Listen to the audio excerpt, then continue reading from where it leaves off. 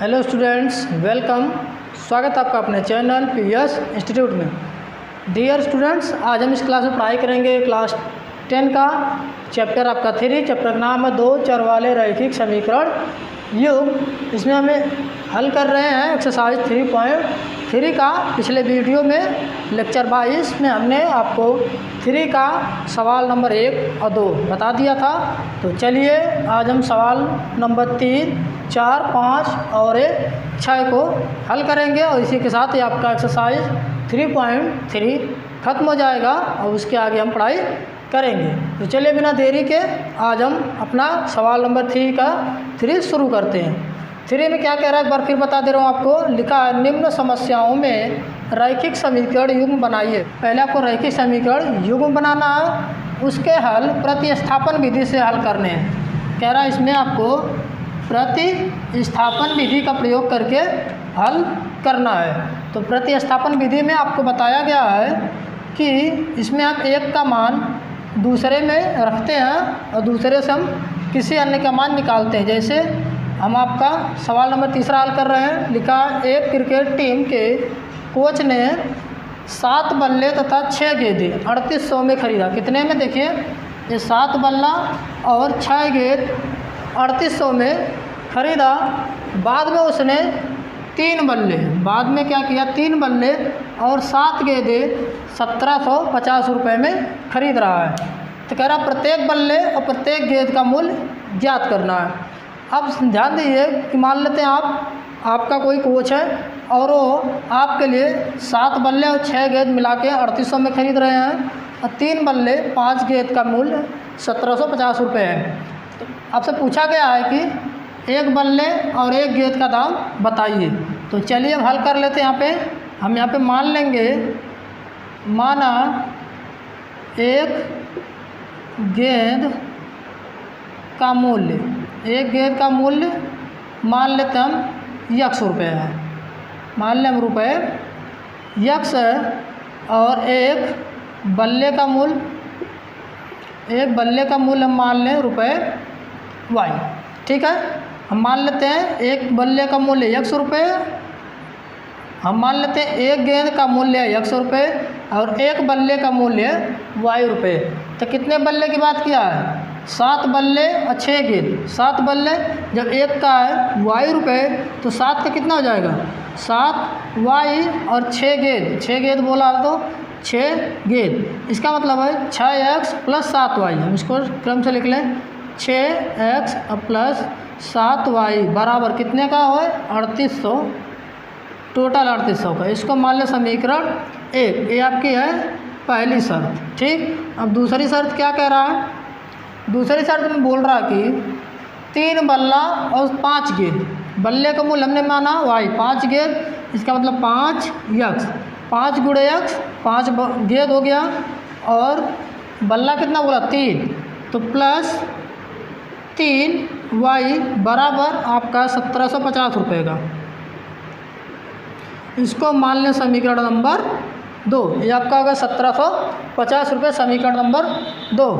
अब ध्यान दीजिए, आप इसमें से या इसमें से किसी एक में से हम यक्स का मान निकालेंगे और दूसरे समीकरण में रखेंगे। चलिए ये नीचे है तो हम इसी में से यक्स का मान निकाल लेते हैं।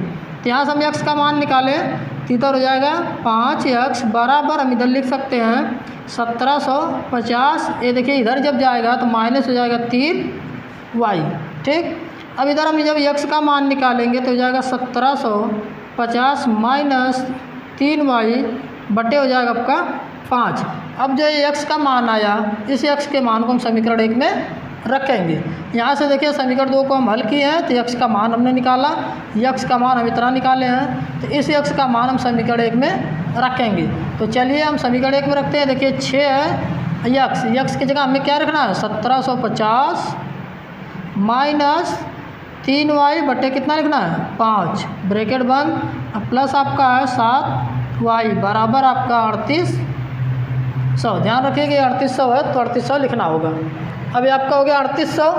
अब देखिए हम क्या कर सकते हैं, इसमें 6 का गुणा हम कर दें तो हो जाएगा आपका 0 हो जाएगा, 6 × 5 हो जाएगा 30, कैरी बचा 30, 7 छः का करेंगे तो 42 और 3 जोड़ देंगे तो 45, 4 6 का 9, 6 और 4 10, 10,500 माइनस जब इसको करेंगे 6 3 हो जाएगा 18y और प्लस देखिए इसको हम इसमें गुणा करेंगे तो हो जाएगा आपका 35y, और जब हम इसको 35y कर देंगे तो ये देखिए इसमें जाएगा तो गुणा हो जाएगा, क्योंकि ये पूरे का बटा था तो पूरे का बटा है, तो इसमें हम क्रॉस जब गुणा करते हैं तो गुणा हो जाएगा।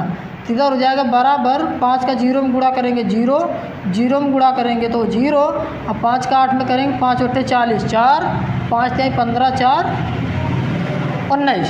ठीक है, देखिए इधर ये आपका 3800 में 5 का गुणा कर रहे हैं, इसका करेंगे तो 0 हो जाएगा। अगर आपको गुणा करना आता है तो आप इसको थोड़ा सा स्किप कर सकते हैं, अगर गुणा करना नहीं आता तो आप देख सकते हैं। 5 का 0 में 0, 5 का 0 में करेंगे 0, 5 का 8 में करेंगे 5 8 होता है आपका 40, 4 5 3 15, 4 19। ठीक, यहाँ पर हो गया। अब ध्यान से देखिए ये आपका माइनस में और यहाँ पे प्लस में है, तो ये वाला हम उधर लेकर जाएंगे तो इधर दोनों को घटा लें।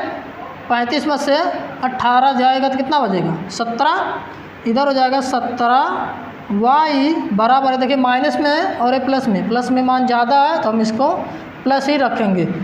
इधर हो जाएगा आपका ये देखिए 19,000 में से हमें कितना घटाना है, इसको हम इधर लाएंगे तो माइनस हो जाएगा। 19,000 में से 10,500 घटाना है, ये 10,500 घटा दीजिए, 0 0, ये देखिए 10 में से 5 गया तो 5 बचेगा, एक कैरी हमें इसको इधर दे दिया तो इधर बचा 8,500, इधर हो जाएगा 8,500। अब देखिए जब हम y का मान निकालेंगे तो 8,500 में 17 का भाग देंगे। अब देखिए जब 17 का भाग देंगे इधर तो 17 पचे कितना होता है 85 हो जाता है, एक कट गया तो आपका जो ये 2 0 है हम यहाँ पे लिख लेंगे, तो y बराबर आपका आप गया 500 रुपये।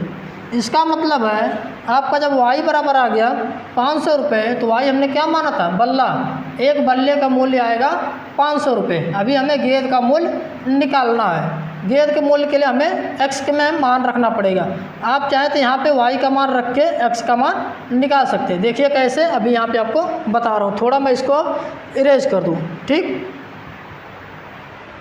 17y बराबर 8,500 के बाद ये डिवाइड आपको नहीं दिखा है, यहाँ पे आपको करके दिखा दिया हूँ, तो इस लाइन को मैं यहाँ पे थोड़ा सा ऊपर लिख दे रहा हूँ मिटा के।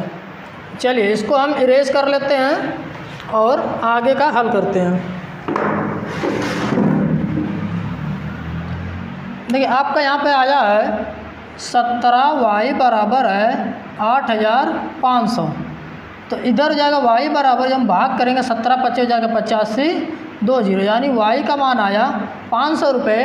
अब y का मान हम इसमें रखें, देखिए हमने क्या लगाया था x बराबर 1750 माइनस 3y बटे 5, इसी में हम y का जगह 500 रख दें।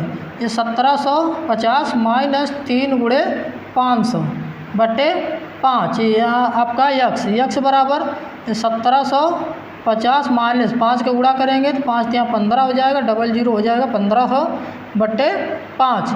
अब देखिए 1750 में से 1500 घटाएंगे तो 250 आ जाएगा, 250 बटे 5, तो यक्स का जो मान आया हो गया 5। यक्स हमने क्या माना, ध्यान दीजिएगा, यक्स हमने माना है गेंद, यानी गेंद का जो मूल्य आया रुपये, यक्स जो है वो ₹50 होगा, यानी एक गेंद का मूल्य 50 रुपये और एक बल्ले का मूल्य हो जाएगा आपका 500 रुपये। यही आपसे पूछा गया था, एक गेंद और एक बल्ले का मूल्य निकालिए।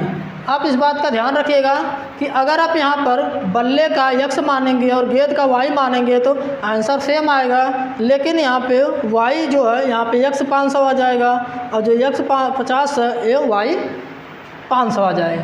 ठीक है, तो यहाँ पे मानने पे फ़र्क है, आप किसको यक्स मान रहे हो किसको वाई मान रहे हो, तो आप इस बात को ध्यान रखिएगा। ठीक है, आई होप कि आप इसको समझ गए होंगे। चलिए मैं आपको एक बार फिर से इसको समझा दे रहा हूँ क्या कहा था। आपसे बोला गया था एक क्रिकेट टीम के कोच ने 7 बल्ले तथा 6 गेंद 3800 में खरीदा।